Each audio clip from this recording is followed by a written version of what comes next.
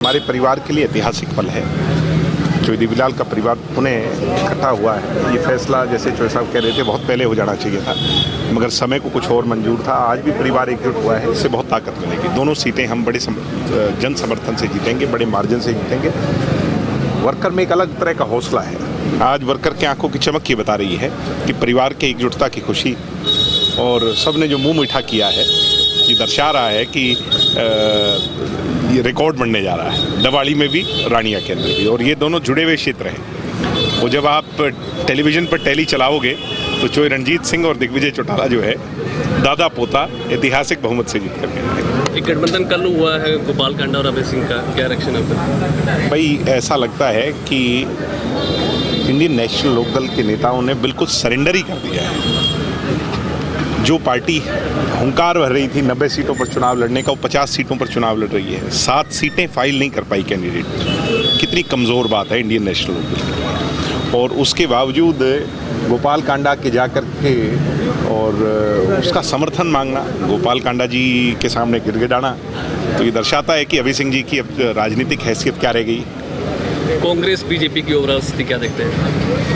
अभी तो जनता ने तय करना है। जनता जो तय करेगी वो किसी से छुपा नहीं है। और मैं ये मानता हूँ कि आज कोई भी पार्टी अपने दम पर सरकार बनाने में समर्थ है। कांग्रेस के प्रदेश अध्यक्ष हैं उदय भानु, उनका साफ तौर पर कहना है कि कांग्रेस में जो टिकटें देरी से दी गई उसकी वजह है कि कांग्रेस के जो अध्यक्ष हैं उदय भान, उनके परिवार का इतिहास पता है क्या आपको?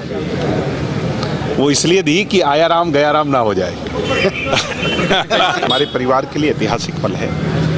जो देवीलाल का परिवार पुनः इकट्ठा हुआ है, ये फैसला जैसे चौधरी साहब कह रहे थे बहुत पहले हो जाना चाहिए था, मगर समय को कुछ और मंजूर था। आज भी परिवार एकजुट हुआ है, इससे बहुत ताकत मिलेगी। दोनों सीटें हम बड़े जन समर्थन से जीतेंगे, बड़े मार्जिन से जीतेंगे। वर्कर में एक अलग तरह का हौसला है। आज वर्कर की आंखों की चमक ये बता रही है कि परिवार के एकजुटता की खुशी और सब ने जो मुंह मीठा किया है, ये दर्शा रहा है कि ये रिकॉर्ड बनने जा रहा है। दवाड़ी में भी, रानिया के अंदर भी, और ये दोनों जुड़े हुए क्षेत्र हैं। वो जब आप टेलीविज़न पर टैली चलाओगे तो चौधरी रणजीत सिंह और दिग्विजय चौटाला जो है, दादा पोता ऐतिहासिक बहुमत से जीत करके आए। एक गठबंधन कल हुआ है गोपाल कांडा और अभय सिंह का, क्या रिएक्शन है? भाई ऐसा लगता है कि इंडियन नेशनल लोकदल के नेताओं ने बिल्कुल सरेंडर ही कर दिया है।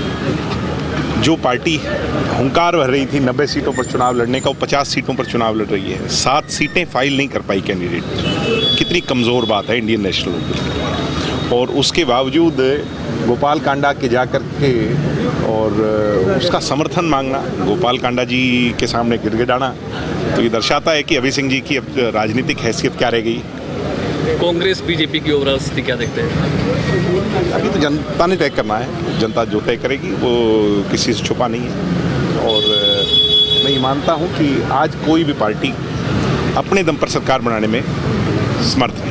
कांग्रेस के प्रदेश अध्यक्ष हैं उदय भानु, उनका साफ तौर पर कहना है कि कांग्रेस में जो टिकटें देरी से दी गई उसकी वजह है कि कांग्रेस के जो अध्यक्ष हैं उदय भान, उनके परिवार का इतिहास पता है क्या आपको? वो इसलिए दी कि आया राम गया राम ना हो जाए।